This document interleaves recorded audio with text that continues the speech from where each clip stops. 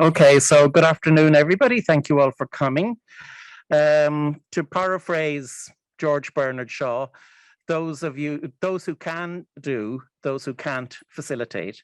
So here am I facilitating. I'm Culman O'Creadine. I'm the policy manager for wildlife with WWF International, based in Nairobi. And I'd like to thank IUCN for inviting me to facilitate this event today.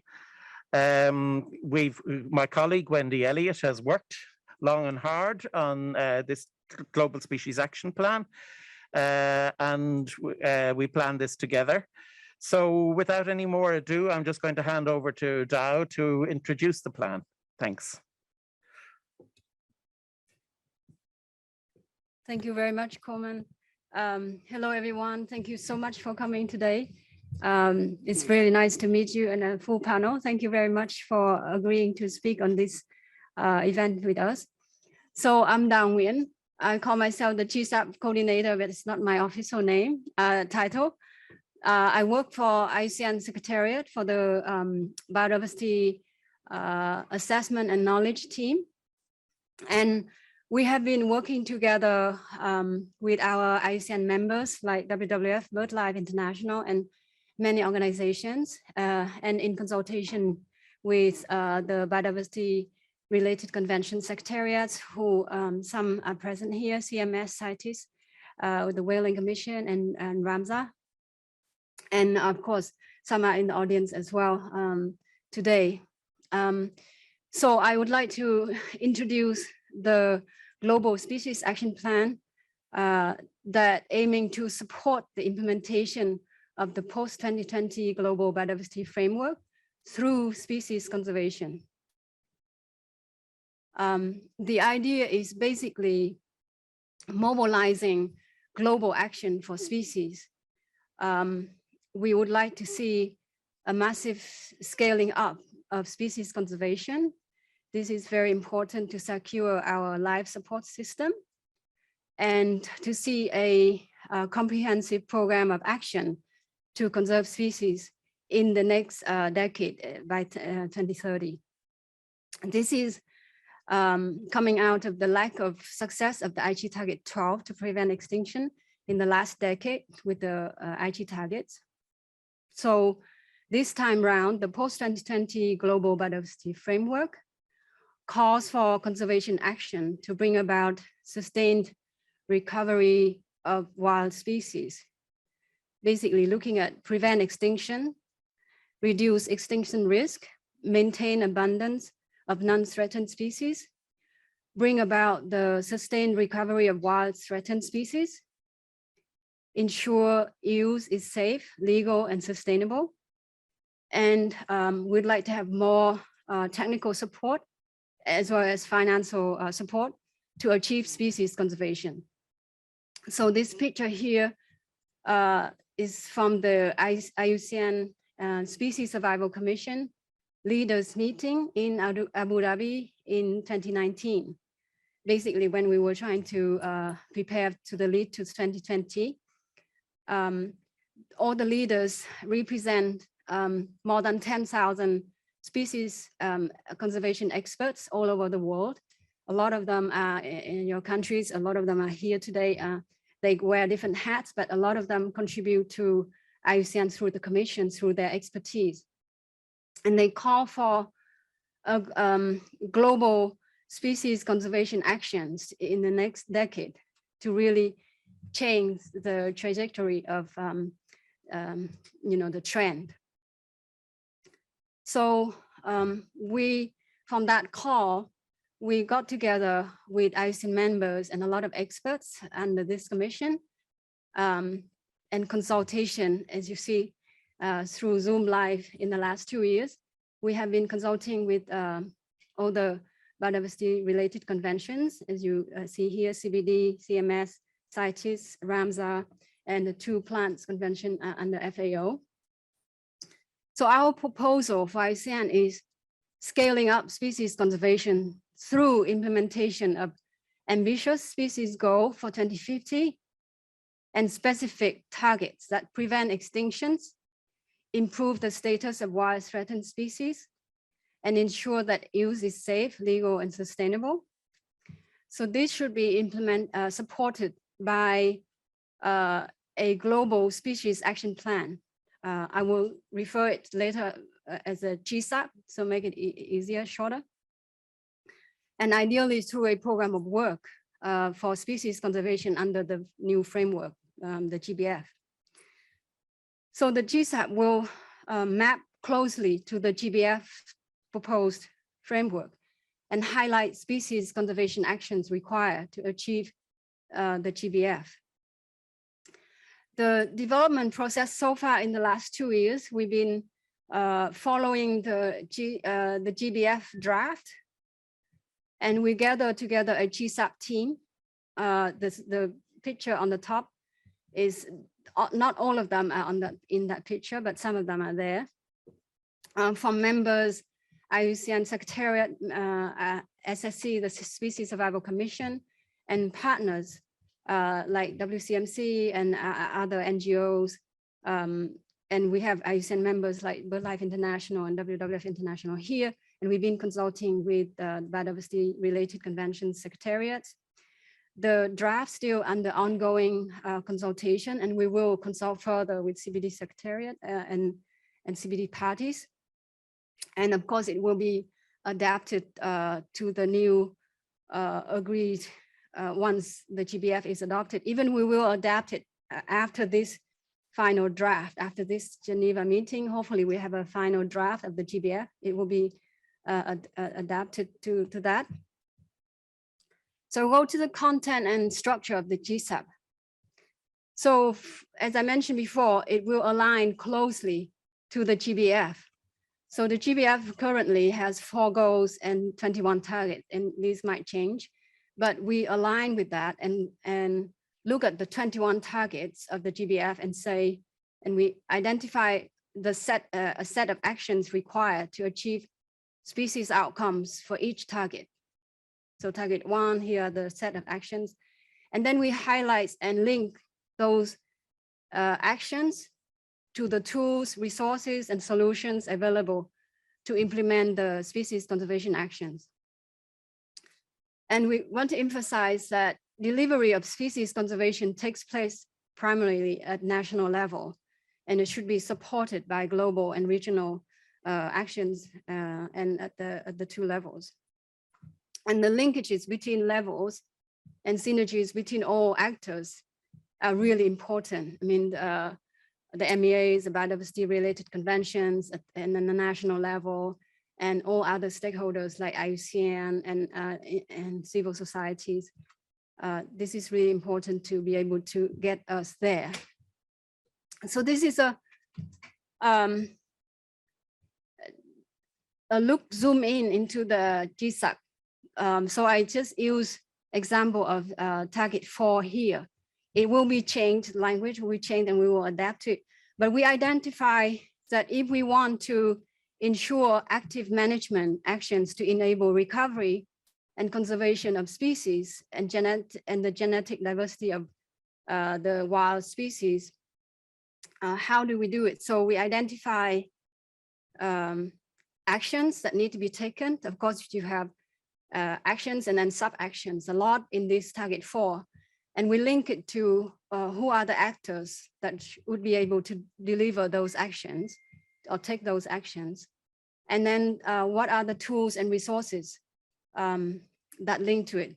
So as you see here, if we look at how to do that, we can have the resources here on this side, and the tools and resources come from either IUCN or from Biodiversity Related Conventions, NGOs, even governments. So if some countries have wonderful tools they can share, that we don't have to then reinvent the wheels. So if we could utilize all the existing tools that could support each other to implement those actions. So these are a snapshot of that. But remember, we have actions for all the 21 targets of the GBF. So the next steps, we have submitted information document for the open-ended working group, And we have tried to do side events, and we've been talking to parties like Republic of Korea, Turkey, Vietnam, where I come from. And we want to socialize this GSAP to parties. And we will continue to develop the GSAP aligned with the GBF until its adoption in Kunming, and we will finalize that. But we will also have ongoing consultation further with parties, with biodiversity related conventions, and all stakeholders. Please support us to make it better. And the second one for the next step is we're looking at developing a online knowledge platform for the GSAP. So if you are familiar with the SDGs, they have a lot of knowledge hub for the SDGs. We will align similar, we would say 21 targets. Here are the actions needed. Here are the actors and here are the tools. And we will create a one-stop shop. So imagine you are entering in a shopping mall. You would have all the big brands in the world in one place, but even small boutique shops that sell products from other countries. So it's similar. We would try to create that, but we also build a community of practitioners and link to experts where they need help. So for example, Turkey saw the GSAP event in IUCN Congress. They contacted us saying how we could use that GSAP to help our, to develop the national species conservation strategy for Turkey. So we have been communicating and support. So Hayson will present after me. So please join us in these efforts. If you are governments or NGOs, you really can join together with us to do this. Thank you very much. Thanks, Stella. So I think we'll be having a discussion at the end. So we can, if there's one or two questions now, if there's anything that's really you really want to put now, we can take one or two now. Any questions on that? Okay, not seeing any. We go next to Stewart Butchart from BirdLife. He's BirdLife's chief scientist. His friends all know him as Stu. So yeah, and he's going to talk about how the GSAP will help parties to implement the species-related targets in the GBF. So Stu, it's over to you. Thank you, Coleman, and thanks everyone for coming. After a week of these meetings, anyone who volunteers to come down to a windowless basement room to listen to more people talking is either completely mad or a total hero. I'm assuming you're all heroes. So this is a picture of an Iberian lynx, and in a paper we published a couple of years ago, we estimated that without conservation action over the lifetime of the CBD, the species had a 80% chance of going extinct, between 60 and 90, and a best estimate of 80%. And we want to see more conservation success stories like this. And we think that the Global Species Action Plan will enable parties and others to achieve these kinds of successes. Next slide, thank you. So you'll all be horribly familiar with these, the text of these things by now, but milestone A2 in Goal A aims to tackle the rate of extinctions, the number of threatened species, extinction risk, and the abundance of species populations. And to achieve those three biodiversity outcomes, we need actions implemented under many, if not all, of the targets in the draft framework. Next slide, please. And we broadly know what those key actions are. We need to conserve the most important sites for biodiversity across the planet, key biodiversity areas, through expanding the networks of protected areas and other effective area-based conservation measures. Next slide. We need to retain remaining areas of existing natural habitat and restore degraded ecosystems. Next slide. Just a sec, Dao, could you please share your screen so that we joining online can see it, because it's too bright in the room, so we can't see the slides at the moment. And we need to tackle the key threats to species from unsustainable agriculture, the spread of invasive species, unsustainable levels of exploitation, and unsustainable fisheries, just to give 4 examples. Next slide.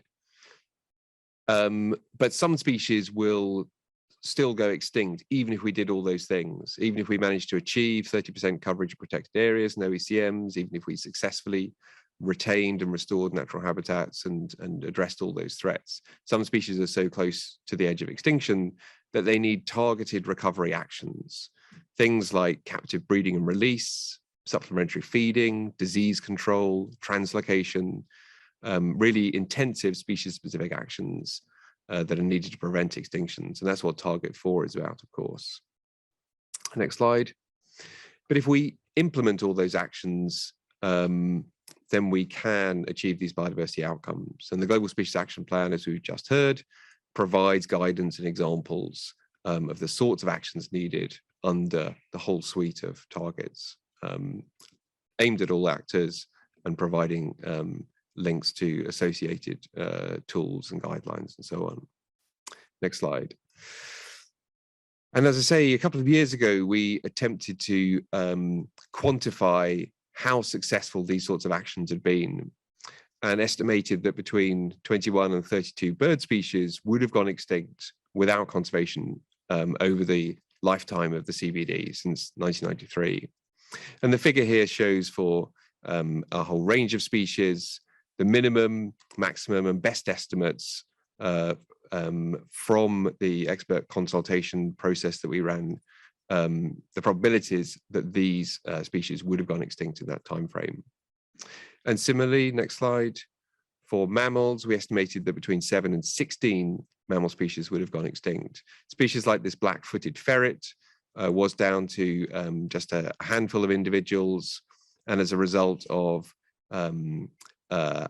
habitat management, hunting controls, captive breeding and release, the population has now increased substantially.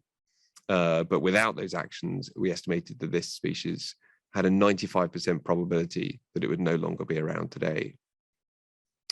Similarly, if we go on to the next slide, so that total across the birds and mammals comes to between 28 and 48 species whose extinction was prevented over recent decades.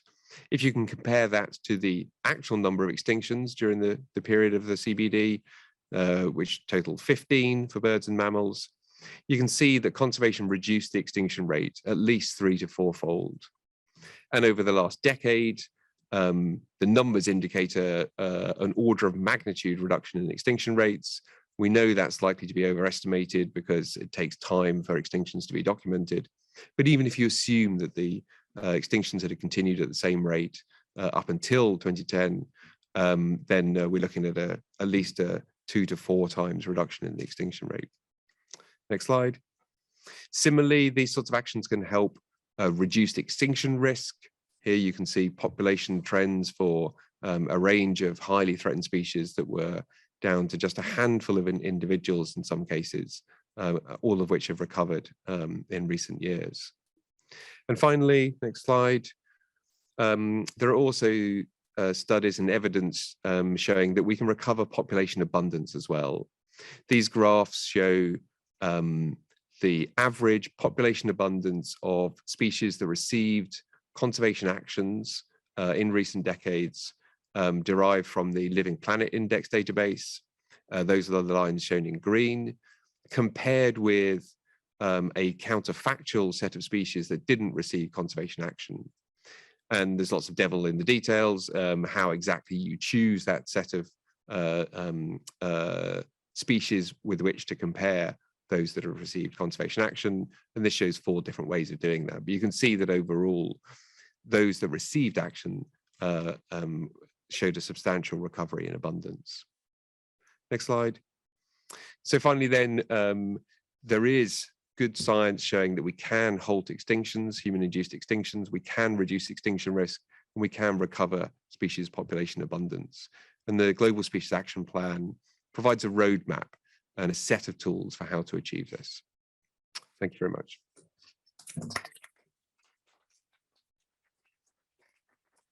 I'd just like to say particular thanks to Stu as well, because he's risking missing his plane in order to attend here. Are there any quick questions before we let him go? I can hang around for a little bit, but I will Yeah. disappear before the end. Yeah. Okay, well, not seeing any, we can move on to hear from governments, and we hear first from Korea.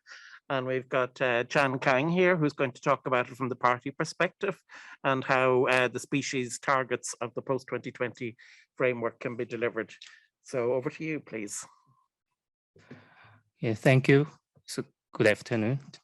I'm Kang from Korea, Deputy Director of the Ministry of Environment, and I'm in charge of international cooperation in nature conservation. I'm very pleased to participate in the discussion on the Global Species Action Plan that IUCN is proposing. The question that I'm given is about how the GSAP will enable parties to better implement the species-related targets of the post-2020 Global Biodiversity Framework at the national level. Okay, next.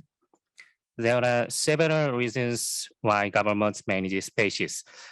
Firstly, to implement the MEAs, including the UNFCCC, CITES, the CMS, and the CBD, and its post-2020 GBF.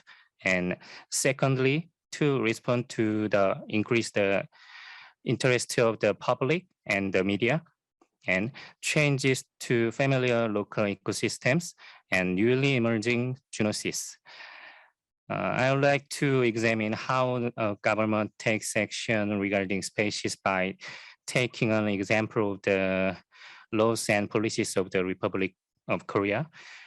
Korea has enacted 7 laws, including the Wildlife Protection Management Act, to manage species in the country. These laws are being implemented through 8 national plans related to these laws, with many of them are in the 2nd or 3rd or 4th phase, reflecting on the past mistakes and improving. Next slide. Let us take a look at detailed actions at the national level for species management with example from Korea. The first action is, of course, to protect wildlife species, specifically on those listed in the National Endangered Species List and the CITES list, while protecting key biodiversity areas. The second is to minimize the damage to the endemic species. This includes identifying and eliminating alien species, preventing introduction of the LMOs into the nature, and preventing spread of wildlife disease. And there is also adaptation to impact of the climate change, which is very difficult but critical. The third is enabling environment for species action. It is important to have adequate scientific research and assessment, integrate them into national policy development, and improve capacity of the government and research institution. In order for the international goals such as the post-2020 GBF to be implemented as many countries as possible in a systematic and proactive way, a global leadership is needed to take action and create movements. Especially action for species protection needs participation of many MEA-related organizations at the international level. And while at the national level, various activities should take place in science, policy planning, institutional arrangement, trade, law enforcement, and capacity building. Okay, next slide. I believe the GSAP that IUCN is promoting could be an initiative to showcase such an important leadership with participation of international organizations.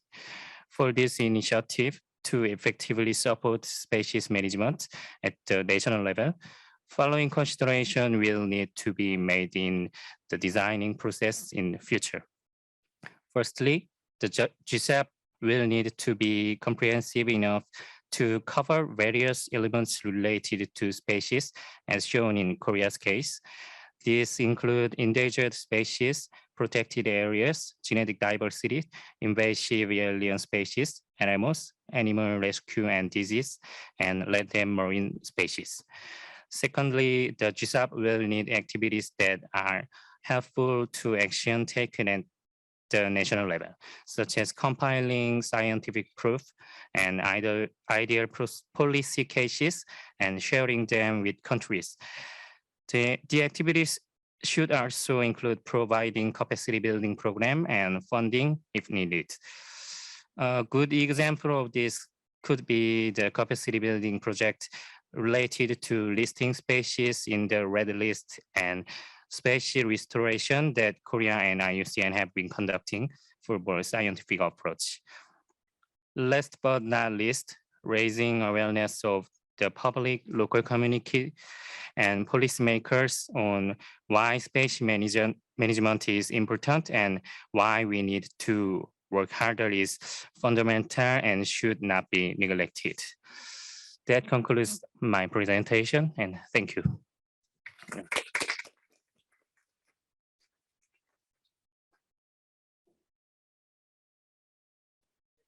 Question? You're very quiet today. Okay, well, next we go to, and please, Dr. Hayson, Demet Güvendiren from Turkey, who's going to talk from a similar perspective, CBD focal point for Turkey, and using the GSAP to develop Turkey's national species strategy and action plan. Thank you and welcome. Good afternoon. I'm Dr. Emre Güvendiren. I'm UNCBD National Focal Point of Turkey. And today I will present you the Harmonizing Turkey's National Species Conservation Strategy with GSAP. Next slide, please. Okay, the preparation, implementation, and monitoring of species action plans for endangered species in Turkey within the concept of a new methodology project prepared by General Directorate of Nature Conservation and National Parks has been launched on August 2020. With the collaboration between Ministry of Environment, Urbanization and Climate Change, Ministry of Agriculture and Forestry, and Agroco Consortium, constitute of the Nature Conservation Center, Nature Research Association, and GIZ. The project is co-financed by Turkish Republic and EU funds. Next slide, please. The purpose of the project is to establish Turkey's species conservation strategy by promoting the existing efforts on species conservation and to set up an objective methodology for prioritizing endangered species for preparation of species action plans. This project is aiming to increase and enhance the capacities of the authorities and other key stakeholders to be more skilled in preparation and implementation of species action plans. SAP will be based on an analytical strategic approach, thus ensuring long-term viability of species under the anthropogenic threats. So the overall objective is to promote conservation of endangered species through enhancing institutional capacity of the responsible organizations and the cooperation between them. This will be a long-term challenge to Turkey. This operation will lay the foundation of effective species conservation. The overarching objective is to increase the viable, healthy populations of threatened species in Turkey. So actually, there are a couple of results. The first result is to strengthen the capacity of responsible institutes to conserve Turkey's wild species by implementing conservation actions in Species Action Plan. And also the second result is to capacity building in stakeholders and raising awareness in public and increase understanding of natural resources, ecosystem services, and associated threats and risks to species conservation. Next slide, please. So outline that there have been a series of collaborating workshops with representatives from NGOs, academia, and government that have helped develop and agree a vision, goals, commitments, and priority activities. Make the point that we work with IUCN CBD to ensure harmonization between the global and national strategies. Next slide, please. So the approach we have taken in Turkey is using higher level documents such as CBD post-2020 GBF and the EU biodiversity strategy to align our goals in an international context. And also using existing national plans and those under development, such as species action plans, both national and international, to capture specific national level actions and targets. Next slide, please. And emphasize here that GSAP, that in line with the long-term vision outlined by the GBF, is reflected at the national level with complementary visions. The shorter term action-oriented targets are also complementary. The key point is to make is that the Turkish national strategy captures the global vision, but at the national scale.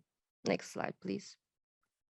Need to briefly mention terminology here. The post-2020 GBF uses the term goals, as you all know, whereas Turkish NSCS uses the term pillars to reflect the EU biodiversity strategy.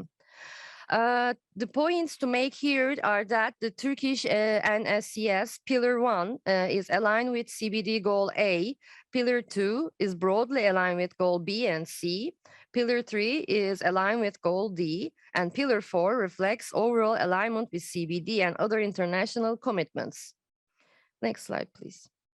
And here you can see how Turkey NSCS is complementary with GSAP actions. For example, actually, let me give you an example. GSAP Action 1.2 utilize biodiversity special plans to inform special development frameworks, and Land Sea use themes is reflected in NSCS as integration of biodiversity into forestry management plans, especially at sites holding species of high conservation priority. Next slide, please. So finally, the national species conservation strategy is still being developed and is at the start of the consultation process.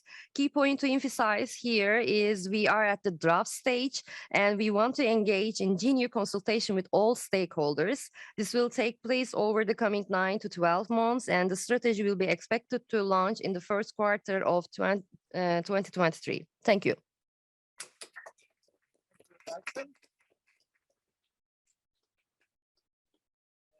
I think we can move straight on, and we'll hear now from the secretariats of 4 of the global MEAs.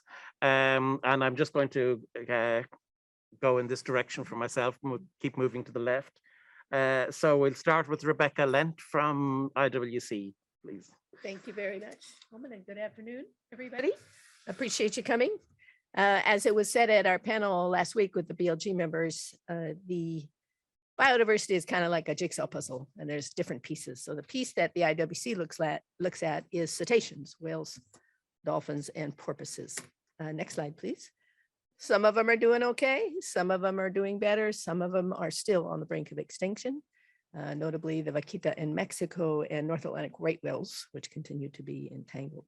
So the important thing is there's a real difference. It used to be direct take that was our problem 75 years ago when we were created. And now it's a whole range of other threats. And therefore, we really need collaboration, including this kind of collaboration. Can I get the next slide, please? So this is the sad picture of the gauntlet that various marine mammals have to swim through. Too much noise, litter, bycatch, entanglement, all kinds of problems. And the one thing you'll see is not in this diagram, that's direct take. We do manage Aboriginal subsistence whaling, small numbers, scientifically proven not to have a detrimental impact on the stock. So the problem is we don't manage fishing, we don't manage shipping, we don't have responsibility for a lot of these activities that are the human drivers, as Amy calls them, behind this decline in the species. So we definitely need to cooperate on our actions, which can be facilitated by GSAP. We got to join forces and work together. Next slide, please. I just want to mention that we are doing action at the IWC. The conservation management plans are across countries, looking at threatened or in declining species. What are the problems? How can we work together on that? Is it bycatch? Is it habitat, et cetera? As I said, we manage Aboriginal subsistence whaling. To the right here, you see some women in Alaska cutting up whale meat as a special treat for visitors from the federal government. And bycatch mitigation is a huge part of it. Bycatch is the #1 killer of cetaceans today, 300,000 per year. I've been trying for a week now to get something on bycatch into the global framework, and I'm still working on it. Ship strikes an issue too. We've made a lot of progress getting ships to slow down and not only make less noise, but be less apt to hit a whale. Next slide. So just basically to wrap it up, we were able to include in the draft GSAP a lot of these actions we're already doing, how we're tracking that, how if you want to find out how a cetacean is doing, you come to our website. We've got scientifically vetted and really thorough analyses of population abundance, particularly by subpopulation. That's not always the case for IUCN. So we want to make sure that the work we're already doing is reflected in this action plan. And we want to make sure that we have partners, CMP and others, to work with us to implement these programs. So thank you very much. Thank you, Rebecca, and I can assure you we're right behind you on the bycatch and the indirect mortality issue, as I'm sure is our next speaker, Amy Fringle from CMS. Thanks, Amy. Yes, thank you very much, and you'll be hearing more about bycatch in the days to come. So thanks for inviting us to be part of this, and also to give you a sentence about the Convention on Migratory Species, which I think most of you know, but we are the only global multilateral environment agreement that focuses on the conservation and sustainable use of migratory species and their habitats. And our work covers not only conservation measures, but also addressing key threats. And we provide a platform for range states of migratory species to come together for common solutions. So it's really provide sort of flexibility for countries to come together around species in need. Now, there is clearly a need for increased action on species. We had our own report at our COP13 in 2020 that showed that the conservation status of the majority of CMS species was declining. Of course, we had the IPBES report. We all know the numbers there. And we have a recent IPCC IPBES report that does not bode well for species and their habitats. This decade is likely to be really critical if we're going to turn around the decline for many species, including the migratory species that we work on. So we greatly welcome a possible role of the GSAP in supporting implementation of further action on species, and appreciate the consultations that IUCN has done thus far in developing the GSAP. We look forward to additional discussions as to refine this, since we need to see how the GBF takes shape. So I just want to briefly outline a few areas of where there could be a possible role of the GSAP that we see in terms of where there are needs for species. The first is, whatever the language is decided in this Global Biodiversity Framework, it will still be, I think, given the discussions we've seen, many different goals, targets, actions, and each country will decide for itself what it prioritizes. So one important role of a GSAP, I think, would be to help bring the species-oriented community together and look at the GBF and think about what are some of the key priorities. Now, again, that's hard to do at the global level because a lot of species work can be, population-based, country-based, et cetera. But still, I think there are some priorities that could be set. That could include things like specific threats, research, on-the-ground interventions, policy and legislative tools, capacity building, finance, or looking at particular sectors. The second is I'm very interested in when I hear about a possible knowledge platform for species, because I think IUCN is sort of uniquely positioned to provide that kind of platform, and we'd be glad to contribute to that and to use it. A third is certainly research on areas of gaps, including further understanding of threats to species, mapping of critical habitat, population level research, et cetera. I'll give you one example. We recently did a study, actually with funding from the government of Japan through a partnership with UNEP, their Asia Pacific office, on the impacts of plastic pollution to terrestrial and freshwater species.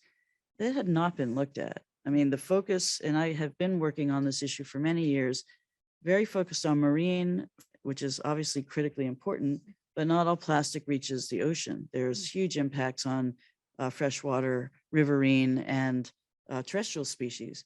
There's only been 6 peer-reviewed reports on the impacts of plastic on terrestrial species. So just pointing this out, as there's still huge areas of work that need to be done to help us pinpoint what needs to be done to help species. Next, there are many very helpful and shelf-ready, tools that can help countries, where bringing support to countries to use those and to integrate species considerations is also very important. For example, spatial planning. And I think that's explicitly listed in the GSAP and also, of course, in the GBF. But that's critical, that there's be planning sort of upstream. And of course, for CMS, we've been stressing this concept of connectivity. And we really see it as a powerful tool that can help countries to achieve their economic development and their environment and conservation goals, because it's a question of planning, really, and saying, how can we use this area? What's important for biodiversity? Where can we put our energy development and not impact that biodiversity? So we really see that as a key area. Another is to look at better and effective approaches to species and habitat conservation that includes local communities and provides incentives for people to protect and not overexploit species at the local level.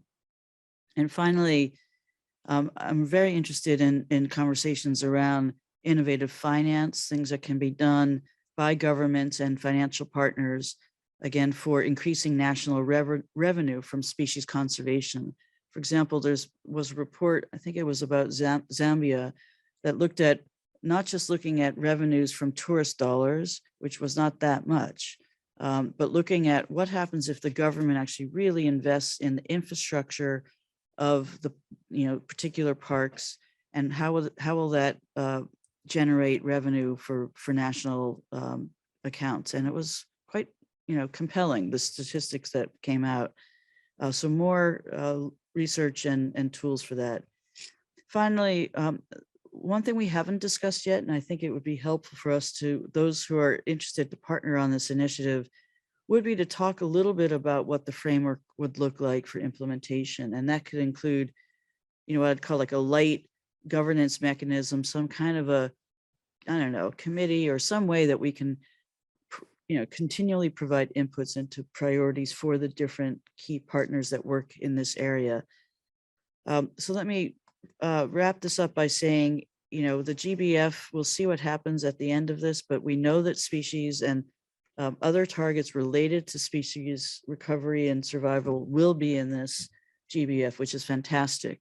And so I really look forward, following this, to working with everyone here and other key partners on how we can really refine the GSAP and make it something that will contribute to the work of all of us to help species. So thank you very much, and look forward to it. Thanks, Amy. I'll do a quick take if there are any questions. No. Okay, so we'll move now. The next colleague is a long-standing colleague of mine, going back from probably before even some of you were born, if I may say so. But anyway, it's Karen Gaynor, who, as you will tell from the accent, is Irish, like myself. And we had the same supervisor in university, but obviously Karen is a lot younger than I am, which wouldn't be difficult. So anyway, over to Karen, who's the Scientific Support Officer with the CITES Secretariat. Thank you, Coleman, for probably the most interesting and strange introduction I've ever been given at a presentation. But it's now good afternoon to everybody. I hope you can hear me on this microphone. Okay, great. So as Coleman said, I am the Scientific Support Officer for Fauna at the Convention on International Trade in Endangered Species of Wild Fauna and Flora, CITES in short. And just to quickly remind those of you who are not familiar with the convention, it is, excuse me, it's a multilateral agreement between governments that was signed in 1973. And it came into force in 1975. So it's younger than both Coleman and myself, but still in terms of a multilateral agreement, it's quite old. It will be 50 years next year. So it's quite, it has 184 parties. So it's one of the, I think it is actually the biggest multilateral environmental agreement, apart from CBD, yeah. So the CITES is both a trade-related and a conservation-related convention. And its main objective is to ensure that international trade in CITES, in specimens of CITES listed species of wild animals and plants does not threaten their survival in the wild. We currently, CITES covers 38,000 species at the moment, of which 1,100 approximately are in Appendix 1. And these are the species that are most threatened with extinction, and commercial trade is not prohibited in this species. But the vast majority, so the remainder, is either in Appendix 2 or 3, and commercial trade is allowed, but it is regulated under a system of permits. And so that's how CITES operates. So then coming back to the GSAP and how this could potentially be beneficial to CITES. Well, CITES is a species-focused convention that is underpinned by the best available scientific information. So you can see that there's a strong potential for GSAP to be very important to CITES. In this regard, IUCN and CITES already has a very long history of collaboration. We signed a memorandum of understanding back in July 1999, which formally acknowledged IUCN as a major technical advisor to the CITES Convention. So IUCN and its thousands of volunteer experts that participate in the Species Survival Commission, these are key partners in the work of both the CITES parties and also the CITES Secretariat. And this species-specific expertise that the specialist groups bring to our discussions and decision-making is valued as an authoritative, objective source of information that contributes to numerous CITES processes. I'd like to give you a few practical examples of how IUCN and its species-specific information support CITES parties to implement the convention. And of course, in this respect, I can see how the Global Species Action Plan could also be of potential future value in these activities. So the first one is providing information that to ensure that the decisions that are adopted by CITES parties, which is essentially the CITES work program between COPs, that this is supported by the best available science. And one area in particular I wanted to highlight, and it links nicely a little bit to what you were talking about earlier, bringing species back from the brink of extinction, is the work that we are doing on Appendix 1 listed species. We have instructions to the CITES Secretariat and the Animals and Plants Committee to identify and prioritize among the 1,100 species that are listed in Appendix 1, those species that could benefit from future actions under CITES. And these decisions, as I said, they're aimed at coming up with action plans or activities that under the CITES mandate that we can undertake. And it also, the majority of these species are listed or categorized as endangered or critically endangered in the IUCN Red List. So you can see there's a lot of correlation between this. And this work aligns nicely with the IUCN's Reverse the Red initiative, which hasn't been mentioned, but I think is an important species-specific initiative that would link to these discussions. So IUCN expertise then is also, it's a key element in the substantial documentation that that we use to inform parties during key moments in the CITES calendar, and most notably the COPs. And this is when the decisions are made about the listing of the species in the CITES appendices, and this can include transferring a species from one appendix to another, or including a species in the appendices for the first time. And IUCN produces an assessment of all proposals to amend the appendices, which is of great value to the parties when making their own assessments, and also to the Secretariat.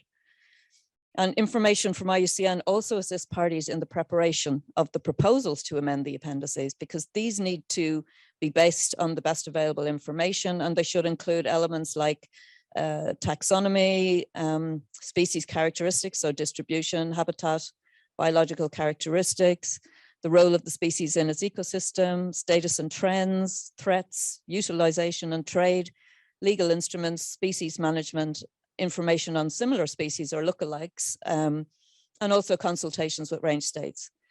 So it's clear that the IUCN Red List assessments provides a lot of this information, and this is a great assistance to parties when they're preparing a proposal. But the Red List and the SSC's expertise goes beyond the species that are currently covered in the appendices. It gives us a valuable tool to inform us on the stages of species that are currently not included in the appendices, but might actually benefit from regulation under CITES.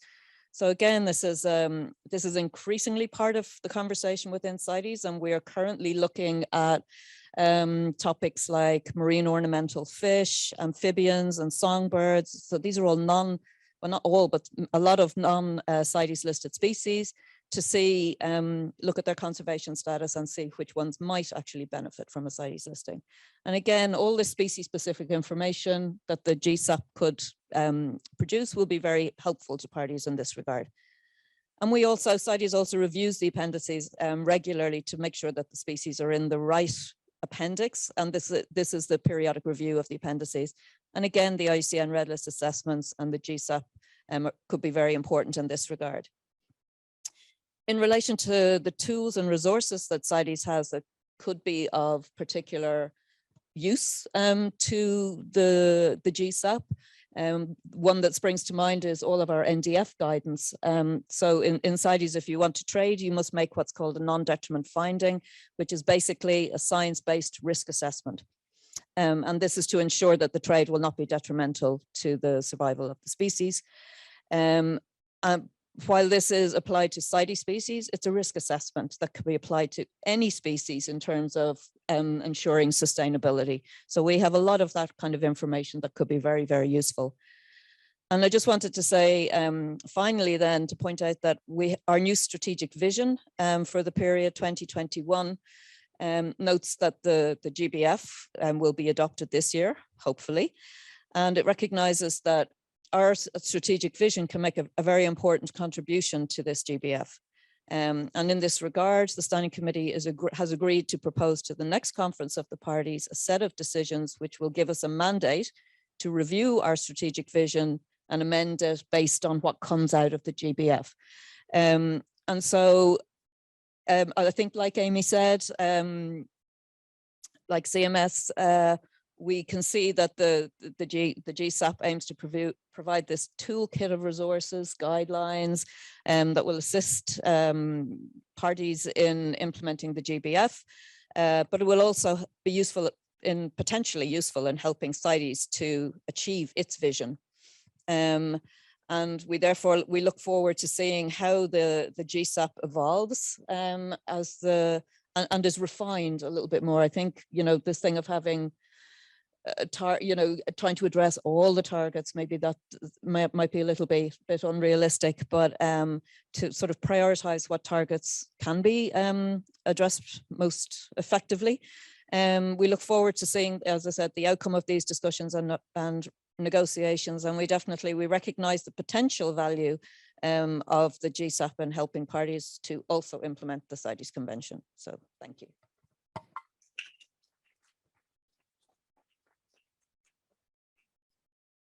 Thanks, Karen. Now, the three conventions that we've heard from are obviously all species-based conventions, but of course there are area-based conventions too, and Ramsar is even older than CITES. Although, mind you, Rebecca is the oldest here. So. We were born in the year of slide rules. Yeah, exactly. Anyway, we go to Maria Rivera, the Senior Regional Advisor for the Americas and for the Ramsar Convention Secretariat, for the last of the Secretariat presentations. Thank you, Maria. Thank you very much. So we can provide some inputs regarding this important matter for all. So basically, the convention, as has been mentioned, is one of the oldest conventions, signed in 1971 in Iran. So we have 51 years old at the moment. And regarding with the post-2020, as you have heard in different interventions coming from the BLG and the contribution, of course, of the convention to the Global Biodiversity Framework is particular to different goals and targets regarding two species in particular to the target related with the 4 and 6, but also to goal A. The convention strategic plan that goes until 2016-2024 as well have different targets on species, and in particular invasive alien species, that is target 4, and target 5 and 6 that are more related with the wetlands of international importance.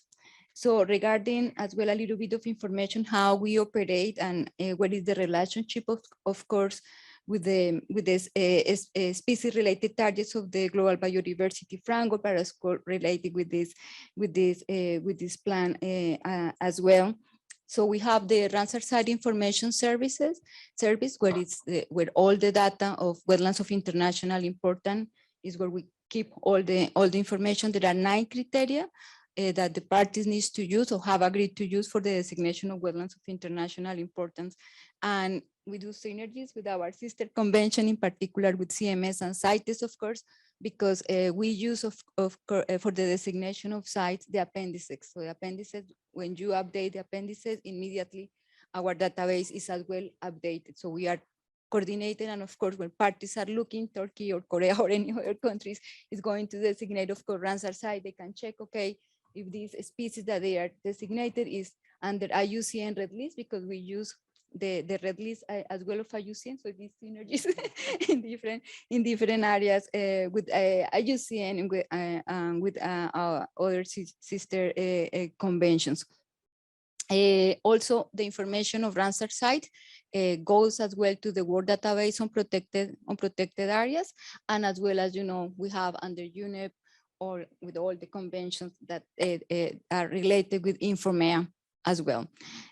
So regarding, I will want now to go to some key messages regarding in a specific how we can see that the species action plan can contribute to the role of the convention. So to the designation of wetlands of international importance, basically it's very important through access to contracting parties to update the data on species to fulfill of the listing criteria, but not only to the moment when the parties are designating the sites, but also in the process of update. But this is very important as well. Some parties doing more very rapidly, others take a lot of time, but sometimes usually we struggle with the data coming from species that are threatened, species that require data, for example, under criteria 5 and 6 under the convention that are more related with bird species.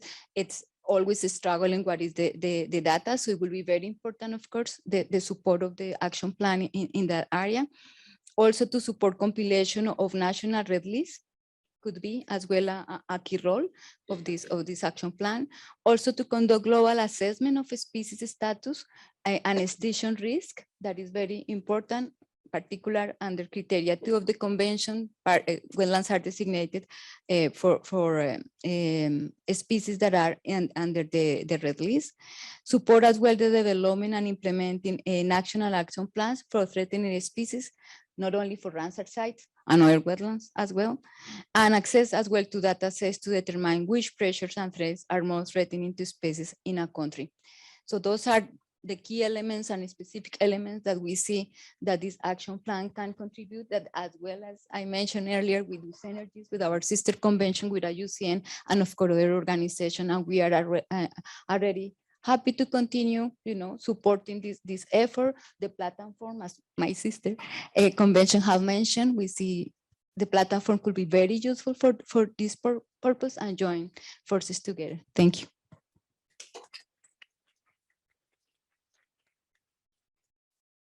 So I've been asked to talk about how NGOs can contribute to species conservation and to the GSAP. And again, I haven't prepared any slides, but partly because I wanted to draw on some of the things that other speakers have said. And I will just say at the beginning, actually, before I get into that topic that I'm supposed to be talking about, and I should take off the mask, not suitable for viewers of a nervous disposition. But anyway, that the World Heritage Convention, of course, isn't represented here, but they are the other really important global area-based convention, and species are one of the criteria for selecting natural World Heritage sites, and mixed as well, of course. So just to be aware of that. And from that point of view, those of you who are at CITES COP18 in 2019 will recall that the COP adopted a resolution and a suite of decisions on cooperation between CITES and the World Heritage Convention. And it was the first time that CITES had been given a mandate to establish an MOU and a cooperation base with an area-based convention. But anyway, to come back to what I'm supposed to be talking about, just taking some of the presentations and starting with Stu's, what comes across to me is that a lot of the people, the NGOs who've come here to have their voice heard, and many more who couldn't make it, are NGOs working in country. They might be national or subnational or local NGOs who are doing the work on the ground to preserve the species in their locality, region, country. They're out there getting their feet dirty, doing many of the activities like pest control, eradication of alien invasive species, enforcement work that the government doesn't have the capacity to take up. And that's a really crucial part of it. We do some of that too, but we are a well-resourced NGO. And I think we have to pay tribute to the much smaller NGOs who are doing that at the local scale in places that we can't reach. And then, just bear with me one moment, apologies. Oh, sorry. So I'll get my notes back. Did anyone remember his password?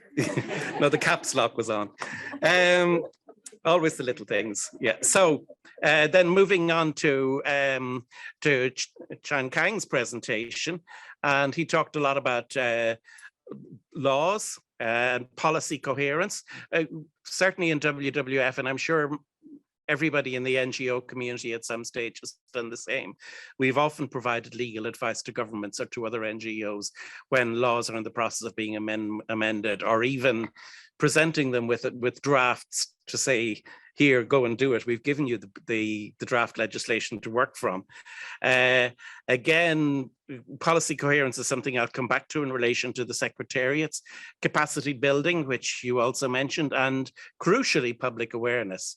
I think that's probably something that in the NGO community, as a general rule, we're better at than governments, if I may say so, having worked in both in government and in the NGO community.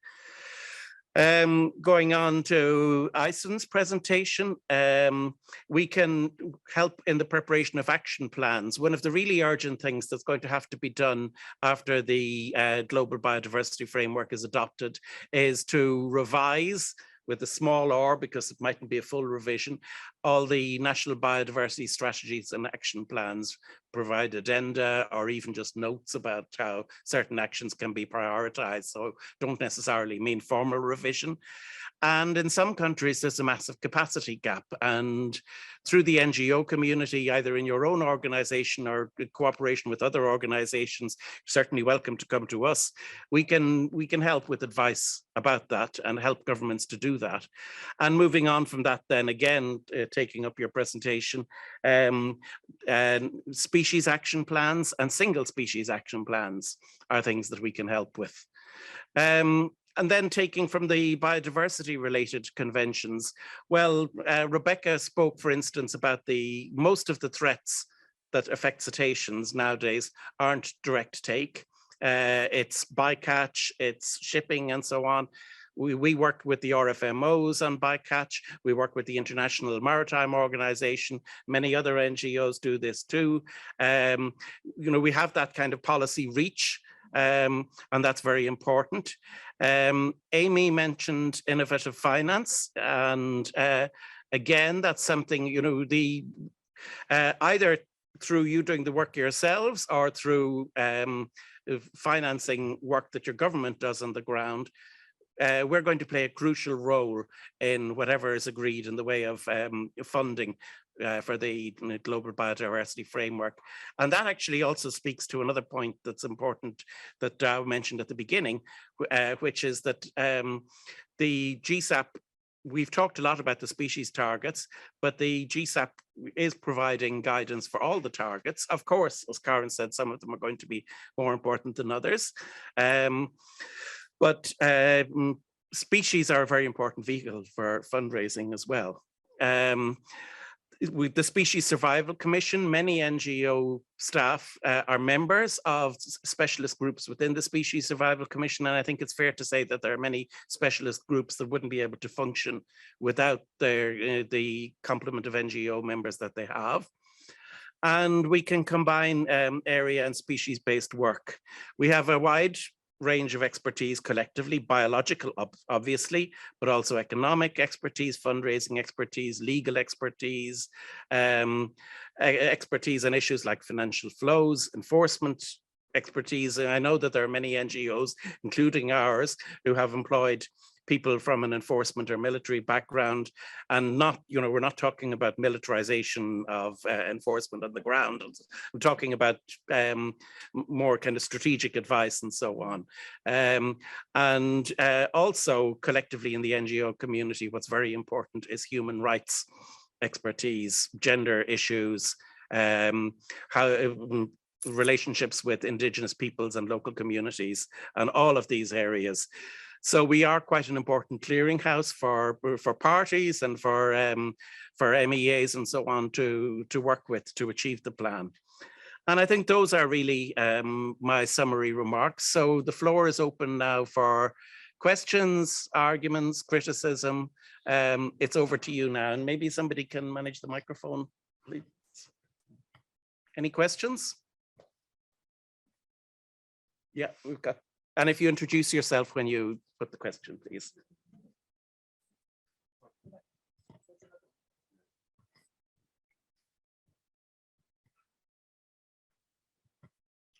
Hi, thank you. I'm Rebecca Winen from the Finnish Environment Institute, and I was just trying to think what the GSAP could mean for a country like Finland that kind of has the laws and institutions in place, has relatively low species diversity and low endemism, high level of knowledge and so on. We have one of the most extensive red lists in the world, I guess. But what I was trying to think is could this GSAP accommodate for bilateral cooperation between countries, like from developing countries and developed countries in terms of species conservation? I think that would be for us something that would be something new. I think we have some good examples, not too many of them, but like Finnish NGOs having projects, species protection projects in Madagascar, for example. Yeah. So we would like to do that more, but it's kind of, there aren't too many like good, it's a new way of doing things, I guess, and not too many institutions and information sources to support it and so on. So I think that would be something that would be nice to look into. And also, one of the things we need to do in this decade in Finland is to really look at the impact we have on, like, through foreign trade that Finland has in other countries in terms of species as well. So of course it's a question of, like, I mean, it's very hard to, for example, to produce information for consumers on what they buy in the supermarket, where it's been sourced, and what impacts the production might have had on species. So those issues would be interesting. Thank you. Thanks. Anybody on the panel? Thank you very much for your questions. Yes, definitely. For Finland, for example, like you said, Finland can participate. For example, if you have tools and resources that you already excel in area of species recovery, you can really contribute to the tools and resources, because I mentioned before, not only tools from IUCN or other conventions, but tools from governments that you already find that you're doing well. I forgot to mention that we also already had curated solutions on the Panorama Solution for Healthy Planet platform. We created a species portal. So collecting all the species solutions that have been conducted in countries by NGOs, by government, or by collaborations that bring about recovery of species, or solution, even if you have a conservation action plan that you've done really well, you can showcase that to other people to do. So that's one element, but bilateral example, perfect. You can also help other countries by bilaterally support them. Like Madagascar have more than 3,000 threatened species, endemic threatened species on it's the most hotspot of species on the brink. And if they are gone, they will be gone forever. So it's really important to raise that awareness. And even like you said, so in the GSAP, although we will zoom in and in more details on species targets, but we do zoom in other targets, like say target 21 on women, on indigenous people, young. We want to create, even my mom can do something by planting bee-friendly plants around her garden. Don't use pesticides. So everyone can take an action, and they look at it, they say, oh yeah, or I will eat more plants other than meat, or use less consumption. So the GSAP, when we present it to you, will have these elements. And the GSAP online platform will be able to have access or more accessible for people, that you can link in to your communications platforms, or you can help us to provide what you've done that's really successful in Finland, so that we can promote it to other countries, that they can do that as well. And we are calling for support. For example, you say Finland can actually support some of the action in the GSAP to enable us to support other countries.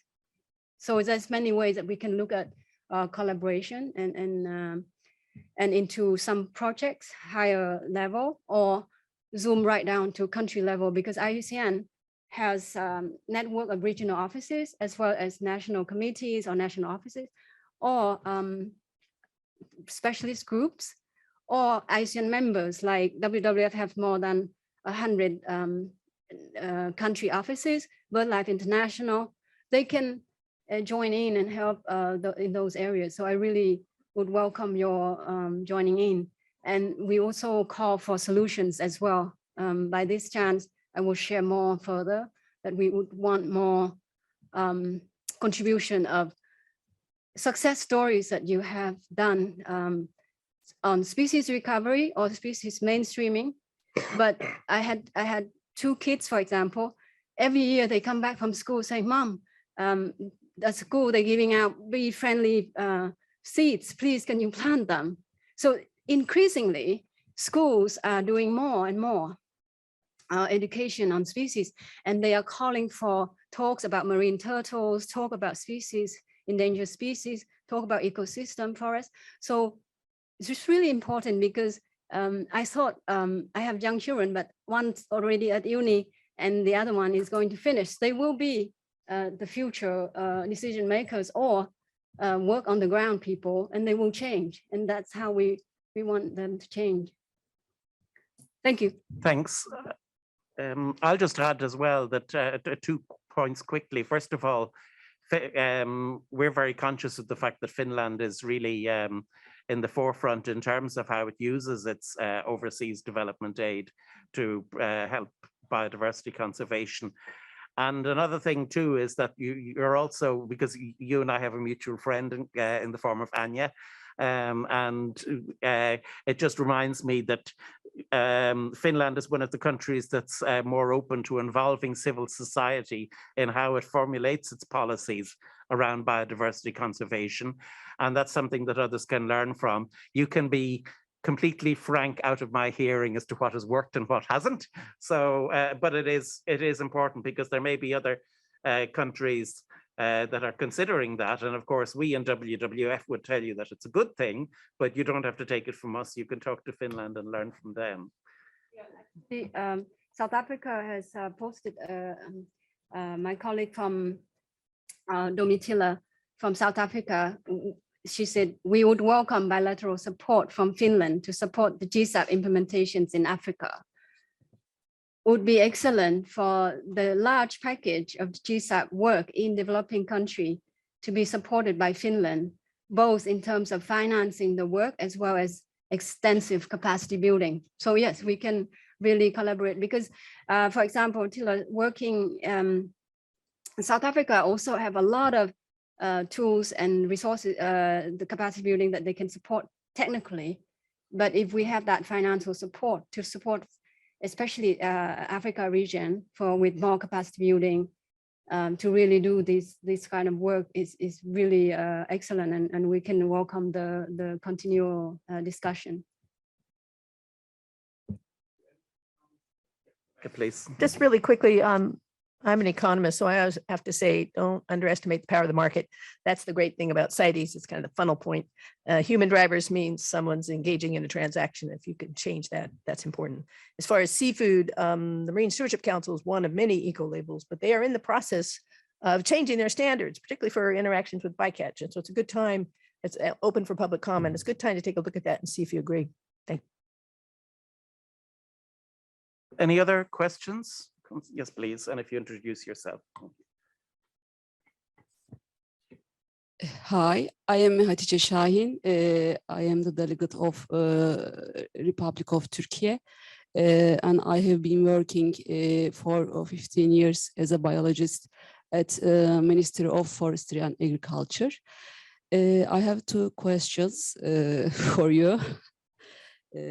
First, as we all know, one of the main threats to species is invasive alien species.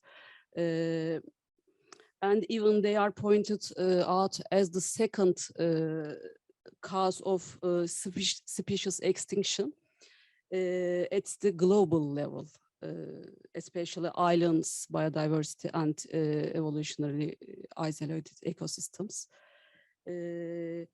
I would like to know, how do you integrate invasive alien species negative impact on biodiversity, red list species, especially, and also in particular post-2020 target 6 regarding invasive alien species into the GSAP. And the second question is related to bycatch instance. You mentioned that. I would like to ask something about bycatch, especially cetaceans bycatch incidents. The main traits we know on the cetaceans. This is very serious issue at a global level. In my opinion, if you want to reduce this incidents, we need to develop a legally binding global tools.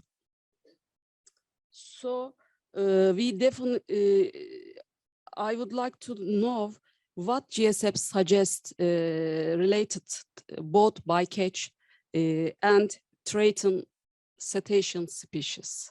Thank you.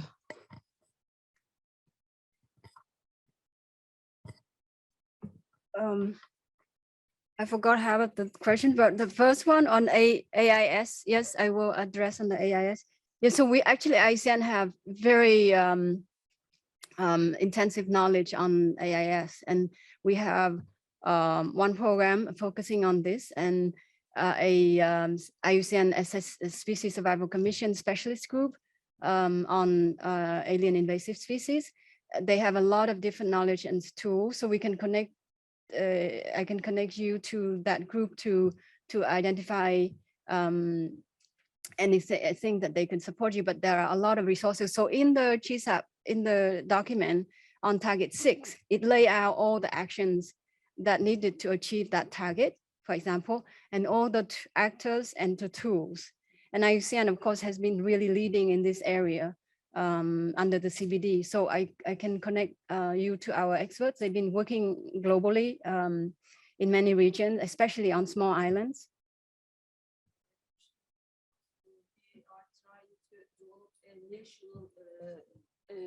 Strategy and action plan with related to invasive alien species. Perfect. Yes.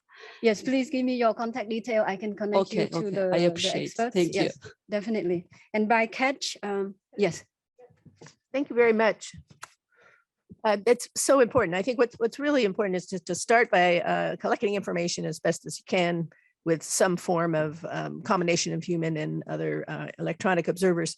And of course, assessing the stocks that are being impacted, whether it's bird or sea turtles or cetaceans, and then working with the communities to find viable, workable solutions. At the IWC, we have the Bycatch Mitigation Initiative, where we're working with small communities, particularly in coastal fisheries with a lot of gill nets, to find some workable solutions so people can keep fishing. You can't just go out there and say, stop fishing. You got to go out there and say, don't fish like this, fish like that. And then building up incentives, again, the market. Would somebody like to buy a right whale friendly lobster? I know I would. North Atlantic right whales are dying because of lobster and crab fishing. Now, is that a really essential product? No, it's pretty much a luxury product. Let's make sure that we'll pay extra for a whale friendly lobster, that type of thing. And that the NGOs have definitely been involved in that kind of thing as well. So there are solutions. Come and see me about IWC, and maybe we can do a pilot in Turkey. Thank you. Yeah, just to add on these smaller, the non-large cetaceans. So there's also actually referencing back to the plastics report I mentioned, one of the key problems for entanglement of, there were Irrawaddy dolphin and 2 dolphin species that we looked at was in fact fishing line. Okay, so some of it is also just discarded fishing line. So not bycatch in active fishing, but fishing line. So some of it is, you know, better, again, just I think cultural traditions about and waste management and enforcement. There are a lot of technical, you know, research into other kinds of lines, like lines that you don't need, that you could do remote control. You know, some things for fishing lines. So there's a lot of innovation that's going on. There's dynamic management is another thing. If there's like a concentration of animals seen in an area, that you could say we're not going to have fishing, you know, fixed gear in the water for that time that they're there. So there's lots of different types of tools that we're working on, and there's a lot of experts on, and again, we can connect you to some of that. FAO guidelines. Okay, I know that you'll probably be anxious to get some sustenance before the blood sugar, maybe before the next session, but we have time for one more quick question, please. Okay, Dina. Hi, is this working? Dina, Government of Canada.